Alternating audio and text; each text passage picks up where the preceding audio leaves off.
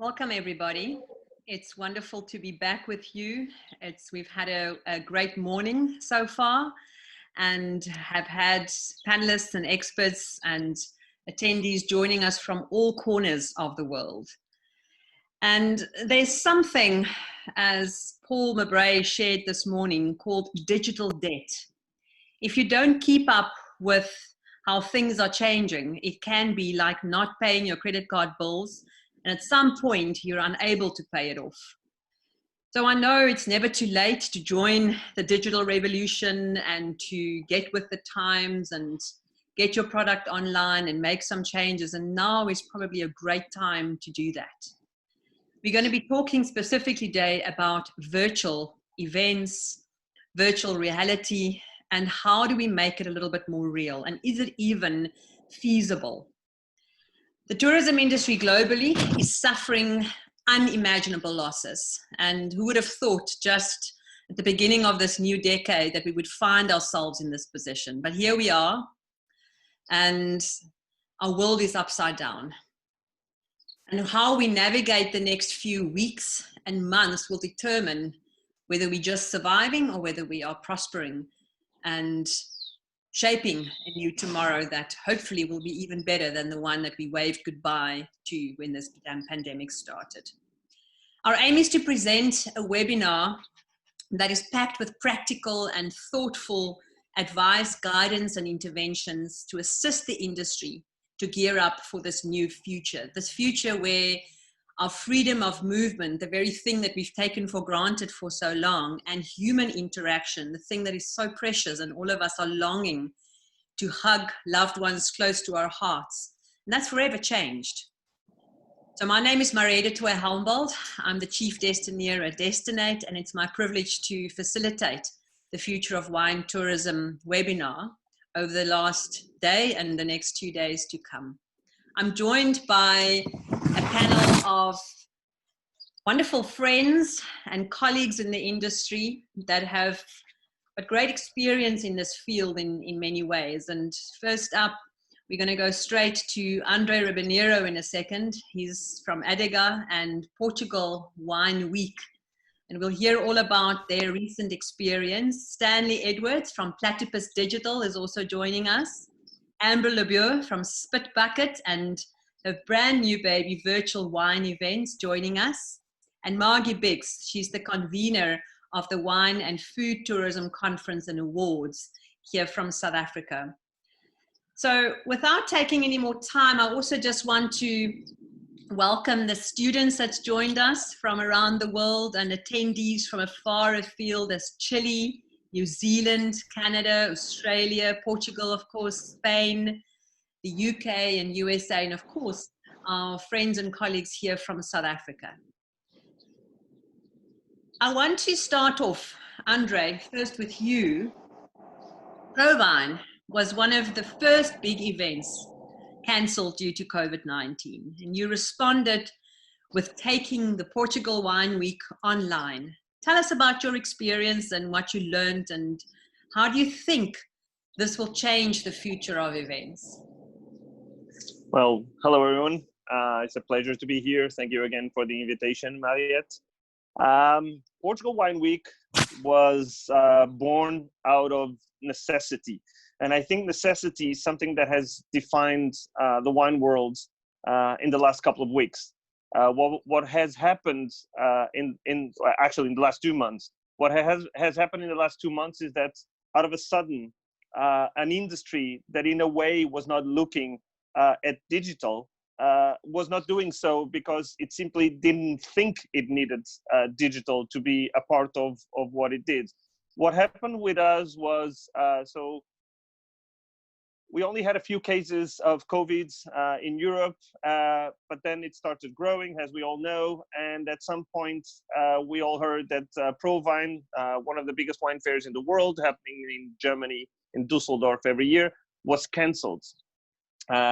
And what happened with us at Portugal Wine Week was that we had spent 1 year developing a project that was about promoting Portuguese wine in the US. So we had made plans. We actually had a brand to do it. We had actually developed a few things, but we tried to convince a number of wineries to join, and some said yes. There was a few things going on already. But what happened was that around, I think was the last day of February, when Provine announced, confirmed their cancellation plans. And immediately, with my team, and I'm lucky to work with a team that actually has a few tech guys and people who also think about business. But with my tech team, with my team, what we thought was, what can we do to help very practically? What can we do to help the Portuguese producers who are going to Provine and who suddenly are going to get to lose all their business that they were going to get at Provine? Being such an important conference, we knew it was going to have a negative impact. We didn't know it was going to be this big, but we knew it was going to have an impact. And so what we did was we thought, what can we do? How can we do it? And we actually planned to do an event. And because we know how challenging technology can be for so many people, we actually thought initially to do this event in a hotel where the producers would be able to schedule meetings beforehand using a platform, but that they would be able to do them virtually, but actually physically in the space of the hotel. We didn't know what we were doing at the time. We didn't know the kind of problems that we were facing. Of course, this was beginning of March, and a few days later, of course, we discovered that we couldn't even do that part physically. It would be impossible. The only people who could actually be physically together was the team, because we thought about how do we plan this? What can we do? How do we help? And in the space of 2 weeks, we got 80 producers from Portugal to join and schedule meetings with an audience of 300 professionals from around the world. And at the same time, we decided to do a live stream of 2 days to present to the world the Portuguese producers to an audience that didn't want to have individual meetings with them, but still wanted to understand what were their new products, how could they, from the professional point of view, of course, to discover new producers, but also from the producer point of view, to tell the world, to tell professionals, to tell whoever wants to hear them at that point, what were they doing, what kind of new products were they looking to export. Mm. And what happened was, even for us who are used to work with technology, it was a very big challenge to set up a website, set up a system. We had the brand, so that was not a problem at the time. But we managed to do 1 week of events, lots of meetings. We had around 80 meetings. So at that point, the world was basically stopped. People were not buying anyway, but people still met with so many producers from Portugal. And we did 2 days of live stream where all the producers who signed up were able to speak for 10 minutes explaining what they were doing at the winery. We had some of the people who were presenting were able to show us their winery and talk about their projects. And we even had some workshops so that people could understand a bit more, for example, how to sell direct. What I was so very proud to understand was that us as a team, we could face change in that way. We could change so quickly for something that we didn't have. We didn't have a concept. We didn't know how we could help producers. But in 2 weeks, we managed to make that happen. And as we know today, and I'm so happy that it served as an inspiration to so many people around the world after we did it. Now that's so true. Sometimes it's almost better to do something by just jumping in without a plan, because sometimes we can err on over planning something and it becomes, that authenticity is lost. And it's so important in a time like this to keep creating and finding creative solutions, innovation. And I think that's the one thing that stands out from this time is the level of innovation that we're seeing in the fast tracking of that innovation. The things, as we said in the earlier session, technology has been with us for a long time. The tools are there. It's our mindsets that need to shift. And sometimes it takes a crisis like this one to propel us forward. And this is one space that we need a lot of movement and forward thinking on. And I would just like to add one point to that, which is so many times we're working on projects and we make technically very good project. Yeah, the concept is very good, but then we don't have an audience. And actually, in times of crisis, if you share your struggles with an audience, but also not in times of crisis, if you share that you have a struggle and how you're trying to overcome that struggle, you're going to get people interested in your story, actually supporting you, actually giving you something that if you try to be perfect and don't talk about the flaws, they're not going to help you. And that also helped Portugal Wine Week thrive in the beginning, because we said we're doing this in 2 weeks. Let's see how it happens. And that level of vulnerability actually allowed people to help us promote it. And I think it's a good example of how when we're making wine, when we're releasing new wines, when we have a problem at the winery and we don't want to talk about it, sometimes we should. That will actually bring us attention. And and you can actually share that hurdle with other people. And that was a big lesson for us too. Exactly. And I think the collaboration that's needed now is so important for us to learn and to share what we're going through. This ultimately is a global pandemic. There's not a corner in this world that's not touched by it. And as you said, it's important to show our vulnerability as well, and the fact that this is a human challenge and that we are all deeply interconnected and interdependent. And we've seen that, how our actions can have a great effect on the world in which we live and on each other, and that this is a time when we need to take care of each other, also by sharing intellectual experience and knowledge and learnings. And this is what I love about this webinar as well. One of the things that I've seen in the wine industry that really surprised me was, of course, adoption of digital. It was something that was even beyond my imagination. The industry has adapted to digital faster in the last 2 months than in the last 20 years. It's something incredible. That's the positive side. On the negative side, I do have to say that at least in the world that I normally see, collaboration between wineries hasn't increased. So I haven't seen a number of producers get together and do a website together. I haven't seen a number of producers help other producers in a way. At least it hasn't. This hasn't happened in the world that I normally see around me. Maybe it has happened in some other countries, but I haven't seen collaboration. And I wish in the wine industry we had more collaboration between producers in common projects. A very, very important point, and perhaps something to inspire our audience with and the attendees and as panelists as well. What can we do to start that collaboration locally? Sometimes we look far afield for solutions, but we said earlier as well that up to 60% of our clients often come from an hour to 2 hour radius around our properties. And what are we doing to first and foremost work together as a local community and retain and reward those people for having been such loyal customers in the past, and yearning and just igniting that yearning to return and to come and visit again and to buy the wine. Once in South Africa's case, it goes back on sale, and in your case, obviously it is for sale. If you want to, I was just going to say, if you want a practical example of that, please, so that people at home can actually see instead of just a concept. I visited the US last year. I spent 50 days in the US, and I actually had a road trip in the East Coast. And one of the things I've seen in the US was something called urban wineries. I don't live in the US, so that's my perspective from someone who visited.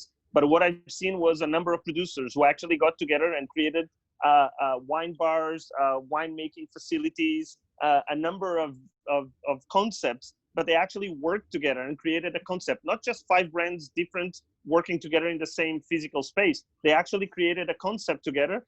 And talking about that proximity that you just mentioned, this is a great way to connect with the community. But instead of opening your own wine bar, you can actually have 3 or 4 more colleagues there, and you can share expenses, and you can share the hurdles again, and you can have this community feeling around it, and at the same time connecting directly with consumers, which is a great way, of course, of selling your wines. So I think that's urban wineries in the US, for me, has been an example of how smaller producers can get together and make something happen.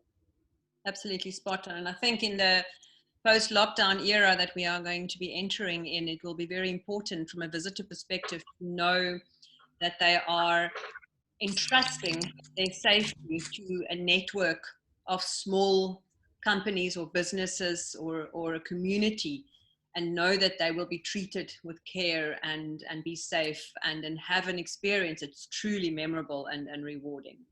Stanley, on that point, Platypus Digital has been a forerunner in virtual solutions for the wine and wine tourism industry, certainly locally here in the Western Cape. What role can virtual reality and virtual events play in marketing, and do you think our customers are ready for it? Well, if they aren't ready for it, weren't ready for it before, they certainly are now. You know, it's everything's virtual.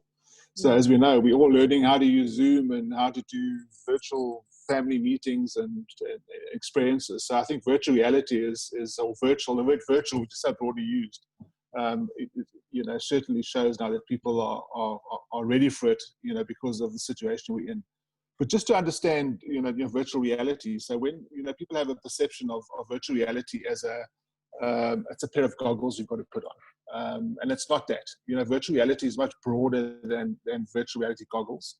I mean, the technology has changed immensely over the past couple of years. I mean, I've been doing virtual reality for many, many years, starting with the cigarette industry many years ago, who, you know, with Peter Stuyvesant, who took you around the world. And it's certainly changed a lot since then. So it's become a lot easier. It's becoming a lot easier to create and a lot easier to share. So virtual reality is not just goggles. It is now embedded in your website, on your newsletters. It can be shared on Facebook. I mean, if I shared my screen with you now, I could take you on a virtual reality tour of a winery or a wine route or a wine estate. So it's very easy to create and share the content. So, but at the end of the day, when you think of virtual reality, I mean, it is just simply as a tool. It's a tool to share content, and it's a tool to share a story. So at the end of the day, don't look at virtual reality as a gimmick or something you can just use for a limited campaign. It's at the end of the day, people want stories. So you must use, you know, to use virtual reality, you've got to use it as a storytelling tool. I mean, I'm a storyteller. I'm not a technologist by any means, but I look at the way that technology can be used to tell stories. So virtual reality, as for me, as I said, yes, it's a goggles experience, it's a web experience, it's everything. I mean, we've been doing virtual reality theaters where groups of people can come together in a virtual space. So it's like stepping into a giant pair of virtual reality goggles where, you know, you've got your screen around you 360, so you're transported into a winery. And those, we're looking at doing those globally. So I think, you know, I mean, yes, I think virtual reality is a great tool is a great tool to share your winery story. It's the next, VR is definitely the next best thing to being there. It allows people to dream, it allows people to plan. You know, using virtual reality and experiencing a virtual reality tour of a winery or the winery's accommodation or their restaurant. It gives you more confidence in your booking. It allows you to plan your travel. So it's a fantastic tool, you know. But as I said, I mean, you got to look at ways to use virtual reality, just not as a tool for people just to look around your winery. You know, create a story. You know, gamify it. You know, we've just done a virtual reality Easter egg hunt of wineries in the Western Cape, where I took 18 wineries and I hid an Easter egg in one of the wineries, and you had to go through the virtual reality tour, find the hidden Easter egg, and then you won a prize. So and within, you know, by visiting one of those wine estates, you learn something along the way as well. Mm. So it's not just a way to you know, to use virtual reality as a visual tool. You know, so make it interesting and create and share stories. I think that's very important. So I think, like everything else, you know, you're going to have good platforms and bad platforms. And as you said, it's a tool, it's a platform. And what we do with it and how we bring it to life, that's going to differentiate us and make us stand out. Because essentially that's what we need to do. We need to stand out. And as more and more of us get online, as virtual starts taking over our life, how do we stand out from the noise? How do we differentiate ourselves? And the only thing that we have that is unique is our story, as you said. It's the only thing we have. You know, we've seen in wine tourism, like so many other sectors, you know, all of us aspire to have the perfect experience and to be as sleek as our neighbor. But actually what us as humans are craving is that authenticity and that personalized experience. And we want to see your personality and your story shine through your experience. We want we wanted to be a little bit rough around the edges. And I think this pandemic has shown us that we need to show that human heart a lot more. So technology is an enabler, but it's not where it ends, right? Yeah, I think when you look at, I mean, you know, when the whole virtual thing started with COVID, and people started doing a lot more virtual wine tastings, I watched a few of them, and then I just started switching off because it was a script. Talk about the terroir, talk about the berries and the flavors, talk about this. But, you know, so by the fifth one, you just think, I don't really want to know that. Who are you? You know, what's your background story? Tell me something more interesting. Exactly. You know, yes, we can share a glass of wine, but, you know, they just become so labored. You know, so I really, you know, as I've said to everybody, I mean, you know, as you've said as well, it's a story. You know, what is your story that makes it different? And what is the platform you want to use to tell that story? It might not be virtual reality. I mean, virtual reality is, as I said, is for me, is fantastic in terms of showing people exactly who you are. You can't hide it. You know, and even now when people start traveling again, you know, you can't have the same shot of the vineyards and the same shot of your restaurant with a plate and a glass. You know, people want to see you as more real, and they want to be refreshed about who you are. Correct. So Amber, I want to get to you next and talk a little bit about your recent journey. I mean, one positive thing that's emerging from this crisis is that we are all finally embracing digital, and it's taken some of us in the sector a bit longer than others. And brands are starting to respond, falling over their feet to host a webinar and online events. And, you know, as I said before, there's few things as bad as a bad online wine tasting. So, you know, how do we bring it to life? But before we talk about that, can you share the thinking behind virtual wine events and how it can help consumers and the industry to stand out? Yeah, thank you. And thank you for the opportunity to speak on this panel. I'm here right now. I'm an American, as you can tell from my accent, based in Paris. And our lockdown in France started early March, a little bit after Italy. And like many people, I was looking for things to do. I'm a wine geek. I have worked in the industry, but right now I'm essentially a student and a consumer, and, you know, looking for wine content. And I was finding quite a bit of it. And as more regions and countries started going in lockdown, it kept coming and coming. And two issues kind of emerged. Is one, how do I keep track of all these events happening? And then the second thing was kind of the bubble effect that I realized. While it was easy to find events from wineries and wine people that I was actively following, what about everything else that's out there? What about all the regions that, I haven't, and wineries I haven't discovered yet or only know little about? Because if you aren't actively following them and seeing a social media note of, hey, we're doing a live tasting here, we're doing this event, nobody's going to see those. And so I was looking around for things that would fill that niche, that would help me keep track of these events and help me find new ones. And I wasn't finding anything for like 2 months. You know, even as virtual wine tastings became this huge thing, it was still difficult to find events that you weren't from wineries you weren't actively following. There was a few people, like a blogger friend, created his own personal calendar that he shared, made public, but nobody was stepping into that space. And my wife, Beth, who is the tech brains behind the operation, background in Google and Amazon, she noticed that the domain names, virtualwineevents.com, onlinewineevents.com, weren't taken. They were there.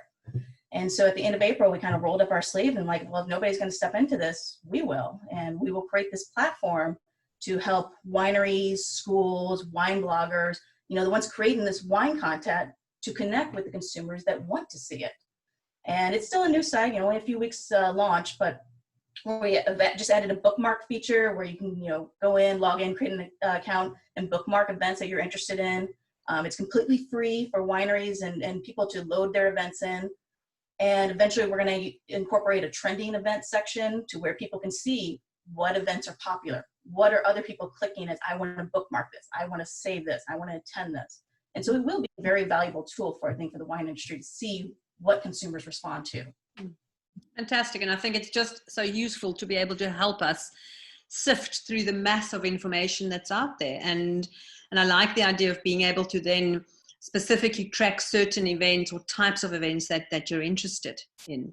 What are some of the trends that you're seeing unfolding in terms of virtual events? What makes a good one versus a not so great one? Well, the first big insight that jumped out was we have a search box where people could search for particular events that they're looking for or a topic they're looking for. And our biggest search turns over that first week was Instagram and IG. So people were looking for those IG live events on that. And it kind of makes sense because those are some of the ones that are more difficult to find unless you are following that winery and you get the notification, hey, so-and-so is going live. So we actually created a separate category just to highlight Instagram live events. The second thing that have been kind of popping out is the events that are more broad in scope of like talking about like, you know, clones of Pinot Noir or, you know, blind tasting. Those were getting more clicks and attentions than just happy hour with so-and-so or virtual tasting of our latest or our spring release, things like that. And I think that really keys in on something that's, you know, when you think about the kind of boring wine events and the, you know, more interesting ones, is how narrow of a scope are you doing with your events? If you're focusing in particularly on, hey, let's taste these 2 wines from my winery, the only people that are going to be interested in it are people that have those 2 wines from your winery. When you have potentially a global audience that you could reach, in your brand story, start getting them interested in following you. And so that's a crutch right now that I think a lot of people are leaning too hard on the virtual tasting part when you should be more a virtual experience part. Yeah, fantastic. And I think you mentioned that important word, experience. So how is it possible? Stanley, back to you. Can we make virtual an experience? What would be 1 or 2 of your most practical tips to share with us? Well, as I said, I mean, for me, it's looking at using virtual reality as your tool and create a story around the experience rather than just looking around. So, as I said, I mean, we did the virtual reality Easter egg hunt over Easter.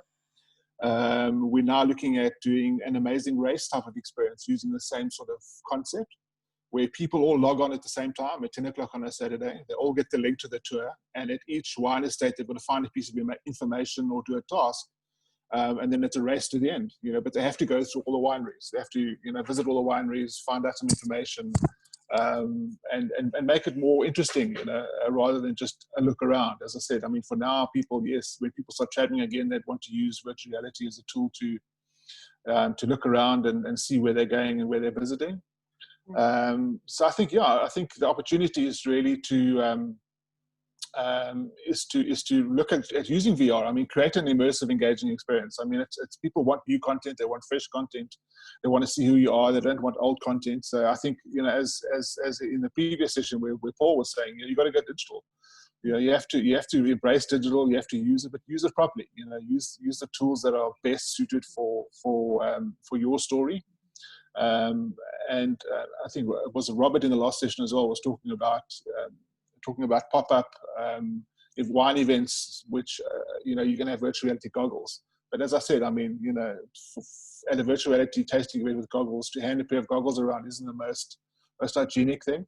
So as I said, we're looking at doing these pop-up theaters, you know, which people can come into and be immersed in almost like a wraparound IMAX theater. And those will be pop-up events for wineries. You know, we'll allow wineries to be able to host wine tastings in those events, but you totally immersed audio and visually with a 360 surround audio and video projection. So you'll transport people to your winery and do a wine tasting and include food, include the music, include everything about your location. So, I mean, VR is very exciting. One of my pet hates have always been the whole concept of a trade show, and that they're so drab and lifeless, you know, and I think virtual reality and technology and the kind of innovation we're seeing at the moment can help us also transform in future when we are able to meet together in person, that whole experience, and make it more immersive and real for people as well. So what we hopefully seeing now, we can translate when things have, you know, normalized a little bit in the future as well. I mean, I've done some VR tours for some of the wine estates that have been to Provine. And one of the wine estates in the Darling area, they've got the most fantastic view from, you know, visitors can't go there, but from their one winery, you can see the whole of the ocean right down to Table Mountain, and the way the way the winds come in. And it's just something you know, to show that virtually is the only way to do it. You can't do it by picture, you can't do it by a video. You know, it feels as if you're standing on this mountain. We went up early in the morning and we shot this beautiful shot of the vineyards early morning, and just, you know, that you can't take that experience away, and that will encourage people to visit you. Exactly. You know, that's what creates the excitement. A visual is so important, and as someone on the chat said earlier, you know, it's not just about inspiration and inspiring people visually, but it's also people now want to see visual evidence of what we are doing to become more ready and more safe for people to visit. So it's also a practical tool to physically show people how you've transformed your winery or your hotel or your restaurant in terms of COVID regulations to make it more visitor friendly in terms of the post-lockdown period. So it also serves a really practical purpose. Yeah, and what we've done as well, as I said, the VR technology has changed a lot. So what we can do now is we can even embed links into the VR tour. So a link directly to book a trip, to buy wine online. So you're not just looking around, you've now got interactive buttons and hotspots and links to take you to a travel site to book, to take you to your online store, to follow us on Facebook. So it becomes, they work a lot harder than they used to. So it's not just, as I said, it's not just a goggles experience. It's you can share it on your Facebook page, and people can engage with you that way. Thanks for that, Stanley. Margi, you convened the Wine and Food Tourism Conference and Awards here in South Africa, and it's an event that happens in a very beautiful time of the year in a beautiful place in South Africa, in Stellenbosch in the Winelands.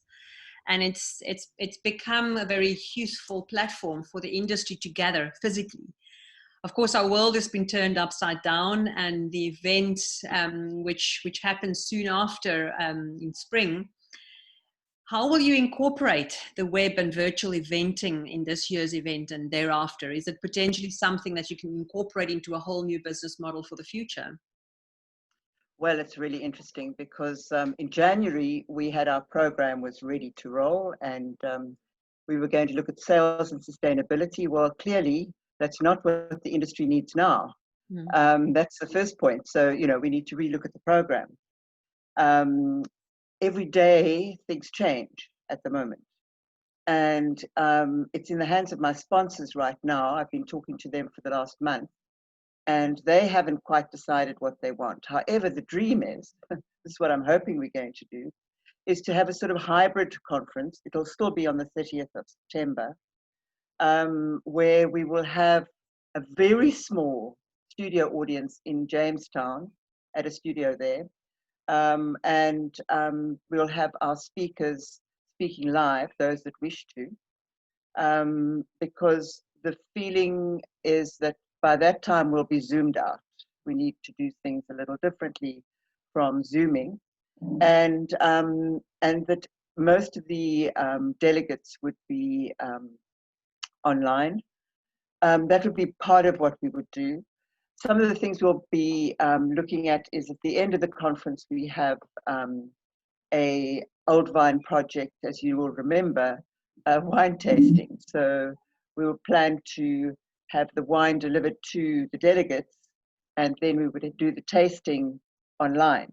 So the delegates would be tasting together with the producers of the wine, but we'd be doing it online. That sort of thing. And at the same time, we will be having some unusual entertainment. So those are the kind of things that we're talking around at the moment. But in 3 weeks' time, things could be different. So nothing is cast in stone right now. That the conference is going ahead at the moment is such, but who knows? I can't make any commitments right now, but that's what we're planning. Fantastic. I love the idea of bringing wine into people's homes and tastings into their homes, because, you know, as I said before, you know, we have to make it an experience, and make virtual an experience and bring it alive. And that's going to take some effort. You know, I think getting the technology in place, getting online is one thing, but making it an integral part of every single piece of your business and the very fiber of your business, and not just a sideline project for the IT team, is where we are at now. We have to make sure that we embrace digital fully, and not just as a project or just as an event or a webinar series. We need to use this as an opportunity now You know, we in South Africa finding ourselves in lockdown, still very strict lockdown, with no selling of alcohol. How do we use this time productively to do the things that we haven't had the time to do before? How do we plan not just for a few months, but for a future? And the solutions we put in place we can't afford short-term solutions. They have to be long-term solutions so that we can finally get to a point where we embrace digital, virtual reality, augmented reality, whatever the future holds. We need to start embracing it and laying the foundation now. Andre, I want to shoot back to you for a second. There are great examples of innovation and new technology. I would love for you to highlight a few that stand out for you. And then once you've done that, just to share some advice that you have for event organizers grappling with making this transition to virtual. I mean, you've got learning experience, hot off the press, and help us, because I think what we don't want to see is a myriad of online events and stuff happening and for it to be heartless and soulless.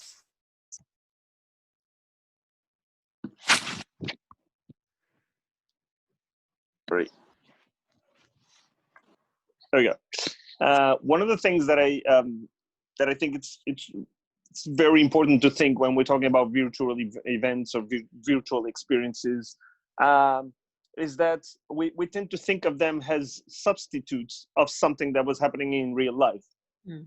And the way I think we should think about them is to make them successful, to make them interesting, is how do we do something with digital and virtual that just wasn't possible to do in real life? And I'll share a couple of examples. One is, Stanley was talking about, of course, these virtual experiences. For the first time ever, I can visit all the wineries in a certain region in the same weekend. Mm. This just wasn't possible before. So if I want to have an overview of what's happening in a certain region, if I want to do things that wasn't possible before, virtual is the answer for that. And I think I got this advice from a friend when I was preparing for Portugal Wine Week, where he sent me a message, very nice message, saying, "Good luck with the live stream. Please remember to do it in a way that just wasn't possible before." Mm. And that I think it's really great advice, because what I've heard from all these ideas, for example, the idea of having an Easter egg hidden in the middle of a virtual event, it makes it playful. It makes it, you can play with it. There's a gaming side to it, and of course, when you do that, you have increased involvement from people. People are more interested to do that. The other thing is, of course, I participated in a wine lounge the other day with 80 professionals. I know for a fact that those professionals would never meet in person, the 80, because some were from our buyers, the others are sommeliers, the others are wine critics, and in real life, they just wouldn't be in the same place at the same time. But suddenly they were in the same tasting, and the winery sent, it was actually a rosé that was launched from Porto, and they actually did an event in a way that all of the people participated at the same time. And the wine critics could hear the opinion of the sommeliers immediately instead of waiting to meet them at some other occasion. So suddenly you have these advantages of doing something virtual that just wasn't possible before. At the same time, I'd like to share another idea, which is I don't think digital is going to be 100%. We all want to be back to physical. The big question is, how is physical going to be better? How is physical going to gain from all this experience that we now have in doing digital? And I think that's the key to the future of digital, is digital going to be ready and be able to augment the physical event? And if so, how does that happen? What do you do? Adegga has been organizing events for 10 years. We do 3 big events a year. So big for us means 1,000 people per event. Around 80 wineries, and people go there and they taste the wines. And normally in the same venue, you have around 500 people at the same time. That's just not possible at this moment. So for us, our big question is, what do? We have an event scheduled for the first week of July. And our first thought was actually, okay, let's cancel that and let's do digital. It seems like an obvious, safe choice to still make the event happen. And when we went into this frame of thinking, how do we make digital help physical? We've actually found a couple of solutions where instead of just not doing the event, we're actually doing the event. It's not going to be the same size. It's not going to happen in the same way. And for the first time, the event that normally happens in Lisbon in the summer, everyone in Portugal will be able to participate. And of course, because we sell wine during the event, people who are in Porto who didn't even care about buying wine from an event in Lisbon suddenly can join in because the event has a component digital that other people can participate at the same time as people are tasting in Lisbon. Of course, it's different, but they can work together. And this is the key to the future of how we're going to do digital and make digital work for physical and physical work for digital. And that's going to happen not just in wine, but in everything else. We're not going to stop buying from a shop. We just want the shop to have a very good website, so we don't have to go to the shop to browse for wines, because we could check that beforehand, and then we want to go there for a tasting or for something else. That's what changes, and digital brings that. And something like virtual wine events is great, because suddenly we're going to have this database where you can check all these events, and maybe in due time you'll be able to check also for the physical events that are associated with those virtual events. It's not going to be 100% virtual, but the virtual makes it easy to attend. And then you want to participate further, you want to meet with them, then use the same platform and meet with the producer or meet with the winery, or suddenly we have more tools. Digital allows us to have more tools to do more stuff in our own terms, not in the terms that we need to travel to do a 1-hour meeting that was just a Skype call or just a Zoom call. Absolutely. And it also expands our audience and our customer base, right? I mean, obviously at the moment our goal is to touch people at home, and to bring our story there. But ultimately our goal is to get people to travel to source. And I think that if we look at the future of wine tourism, we want to contribute to a sustainable tourism. We want to make sure that our money spent in destination really helps to uplift host communities. It helps to employ more people, but virtual events is here to stay, and it's a very important tool, as you say. We've got in the vineyards and the wineland areas, we have the things that is needed most now. It's space. It is safe in most ways, in most cases. So how do we combine the virtual and the actual physical reality, and potentially let the two play together very strongly? I think I've had a few people comment about trade shows, and now being able to, yes, there's a physical trade show, but potentially there could be something happening at the vineyards at the same time, and bringing them together and giving people that richness of experience that will inspire them to eventually visit with their friends and family. But even if you think about it, even on a regular basis, so many winemakers, so many winery people spend time traveling to visit wine shops, to do tastings, private tastings, all of that. Some of that will still happen. But for the first time, for example, one of the things we've been experimenting with is if you buy a pack of wines from a winery, you automatically have access to a tasting with the winemaker next Saturday. It's a set time. It's not a private tasting. Anyone who buys a pack of those wines during the week can participate in that tasting. Now imagine you're inviting, and you get the wines before the tastings. If not, you can participate next week. Now that there's ways of combining this logistically or making it work logistically. But imagine you're having friends at home. Suddenly we're all going to be having more friends at home than going to restaurants as we were going before this happened. And if we have friends at home, and you can actually do a tasting, and you have the wines at home, you can have suddenly, again, something that wasn't possible. The winemaker can go to your home during 1 hour because you're participating in something that just wasn't possible before, and you can have fun with your friends. And maybe you don't want to participate, then you don't sign up. It's nothing private. It's something that you would do, or you can choose not to do it, but it's possible. And that's what changes. I love that. One of my favorite things about lockdown has been seeing some of our most loved chefs cooking in their homes for us, and us joining in, and that's the beauty, and I think what you're saying is spot on. What a wonderful opportunity for winemakers now to bring us into their cellar whilst we're at home with friends, and to taste wines together, and eventually, yes, visit on the farm. But it's not feasible for winemakers to do those private tastings in person with everybody. But now online they can, as our chefs are showing us. So, you know, you can bring a chef into it, you can bring wine into it. And as we said in yesterday's discussion about domestic wine tourism and building the local market, we have such incredible characters and personalities and cultures. And through looking at how we can change post-lockdown, and even now, start making wine more down to earth, more accessible, more real, bringing it into our homes, and let people tell their own stories about how they're experiencing the wine. And yes, mix it up with a chef or a winemaker.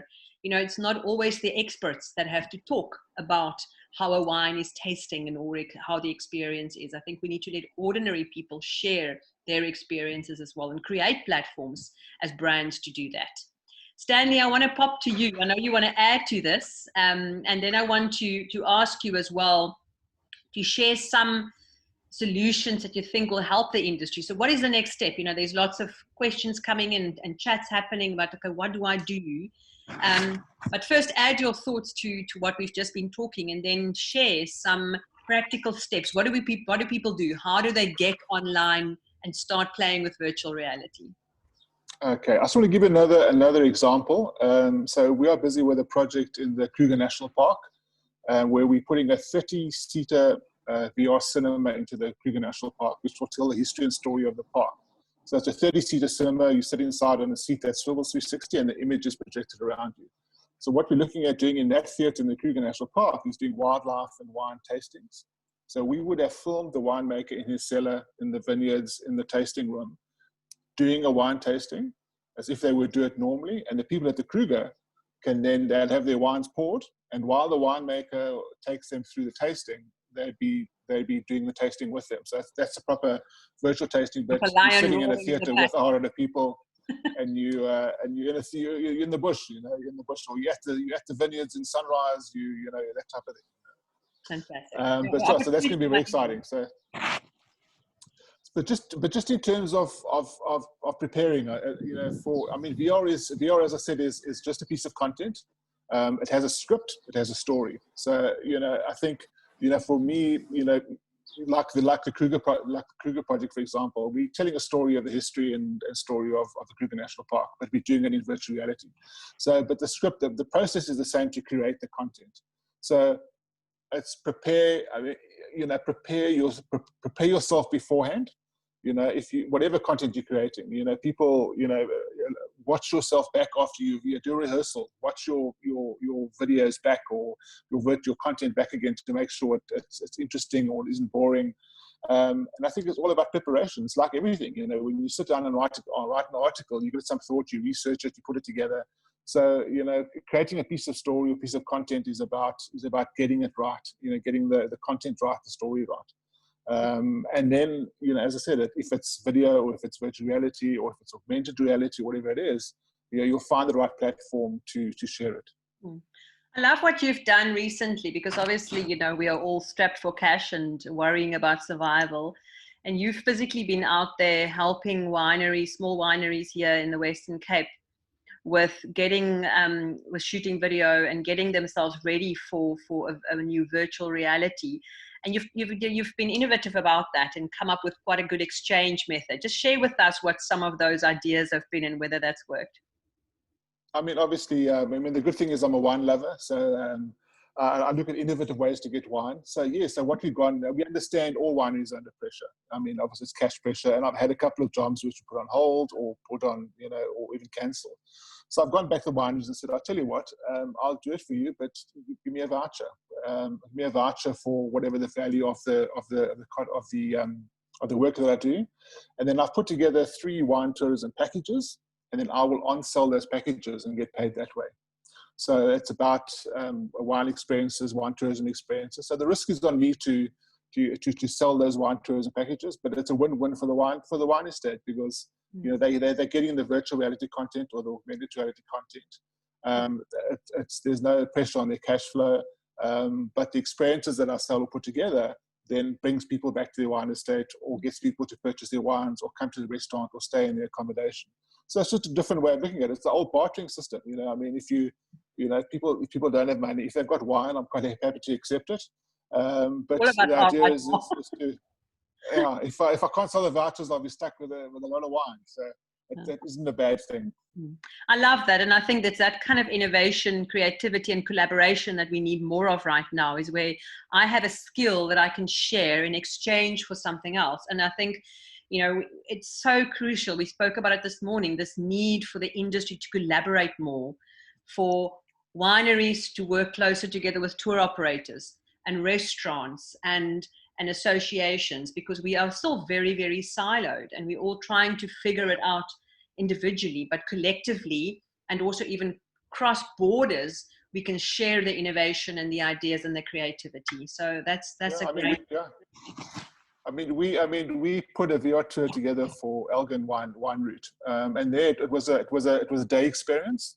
So the VR tour took you. It started at Peregrine Farm Stall, told you about their farm stall, told you what they do. Then we went to Charles Fox and we tasted champagne. Then we went to South Hill Winery, we had a meal, and then we stayed at Old MacDaddy. So that whole day tour is captured in VR with a story, giving information about all the places we visited. So it shows you what the experience can be like, and you can see exactly through VR. It's a perfect way to showcase that. And of course, on all of them, so on the Charles Fox panorama, we've got links to the online store, links to their website, and so it gives them the value to be able to use VR and not just have it as a gimmick or a tool. And of course, we don't make champagne here in South Africa. We make Method Cup Classique, or MCC, or Bubbly, as we call it. But Charles Fox is just as good. Absolutely. All right, Amber, we've spoken about how to do it well and how not to do it, but it's just not the same to attend a kind of a virtual wine tasting than it is a physical one, right? I mean, it's still some way before we're going to get that right. In your opinion, and we started talking about it, Stanley alluded to that whole experience element. How can brands make it better and more interesting for customers? And I think there's also a lot of interest about your platform. So tell the attendees a little bit more about the platform and how they can link their events onto it. Yeah, I mean, you're completely right. You really can't replicate that tasting room experience. I mean, even if you try to bring in some of the other sights and sounds, I mean, you're never going to get really the smells. And more importantly, you're never going to get the feelings, the state of mind, that excitement of travel when you walk into a tasting room in person. So it's kind of a fool's errand to try to mimic that virtual tasting experience. And here's what I do think, like South African wineries, because of the ban on alcohol and people can't necessarily taste, you can allow the creativity of how to reach people and tell your stories flow more. I mean, the only limit is truly that creativity. I mean, there was one event I remember, and I actually think it was a South African winery on Instagram Live a couple months ago, after they pressed some really inky red grapes, maybe a Shiraz, maybe a Cab. One of their interns started taking them and throwing it on a canvas and almost kind of doing painting. And it was like a 15-minute Instagram Live, just somebody doing something different. I mean, when you think about social media marketing, you always have to remember the 2 S's. The goal of any good social media content is either to surprise the audience or make them smile. That should be the same thing with virtual wine events. You want to surprise them or make them smile. In the US, there's a stereotype about the wine industry that it's really just a bunch of 5-year-olds chasing the football, the soccer ball on the field. And that's anytime there's a new innovation, everybody's just chasing the same soccer ball. You don't want to be that. You don't want to be chasing the soccer ball. You want to be looking at the goal. And so you want to do something different than what your peers are doing. And so you can do that as a collaboration. Like when I think of, again, with South Africa, I love their Chenin Blanc, but I don't know a lot about it. I know more about Loire Chenin or California Chenin. I would love to see an online event featuring several South African winemakers talking about their Chenin and what makes South African Chenin, that broader topic, what makes that interesting. I mean, of course, they're going to be subtly selling themselves, selling their branding, selling their wine, but that broad topic will draw in a global audience. And I've heard from wineries myself since launching the virtual wine events, and I've been encouraging them to think global, think broader. They always come back with the retort of, well, if my wine's not in that market, why do I care if somebody in Paris, London, Australia, why do I care if they want to attend my event? Well, people talk, people travel. Tourism eventually is going to return. And now is a really, really good time that I fear that a lot of wineries have been squandering this time to start baiting the hook, start piquing people's interest of, hey, maybe I do want to go visit South Africa. Their wines aren't in my market now. I can't try this, but there's some interesting stories. There's interesting things happening here that is planting that seed. That's beautiful. And as I said before, now is not the time to be silent. Now is the time to continue building those relationships with your existing and loyal customers, who's there, who's online right now, and who wants to be inspired, and also to build those new relationships. So I think if there's one thing we do now is to build relationship that is beyond what we are used to doing. And, you know, back to Andre's point earlier, even show that sense of vulnerability. Tell people what you are doing and experimenting with and planning as a brand, and take people into your heart and to your worries and your concerns, but also your hope for the future and some of the exciting things people can look forward to. Margi, you've been involved in the great wine capitals of the world and in recognizing excellence in wine tourism over many years. And it's wonderful to know that South Africa is back as a member of the great wine capitals of the world. But how, in your opinion, can businesses retain their sense of personality and human touch whilst embracing technology and virtual reality? Well, it's very clear. What people want now is they want real, they want authentic, and they want to connect, because those are the things that we're missing. You know, I think that the public are over the PR talk. They want to hear people whose opinions they trust, and it doesn't have to be perfect, but we want to know that it's real. And I think that that's sort of an area where when the winemaker comes to speak and he talks about his wine that he's made, then I think people get it. But if you have somebody who is talking about the wine that the winemaker's made, it doesn't sound authentic. And I think that's where we've got to really think about how we're going to be using that in the future. I think also we need to look at what else do we have apart from the wine on the wine estate, because we have wonderful art, museums, we have walks, architecture, but we have chefs, of course. It's the people in the end that our visitors or our potential visitors who are going to come back one day, we must just remember that they're going to come back, and we just have to keep them engaged until they come back. Absolutely. They want to talk to our people, and they want to have the opportunity also to comment, and preferably live. So when we are engaging them, give them an opportunity to comment on what they're hearing. Fantastic. I love that, Margi. I think it's, you know, so important for us to remember that the human interaction is what it's all about. And for now, it's via screen, but how do we make that interaction real and warm and heartfelt? Exactly. Yeah. One of the things that we mustn't forget, and we try to remind ourselves of that all the time, is also the people that work within a winery and around a winery and within the community in this incredibly precious value chain of wine tourism. It's the staff and the small businesses that tourism community sustains. And I think it was also very important to get those stories into the mix, to get those voices heard, because essentially it's the only thing that defines us is who we are, is our story and the people who help tell that story.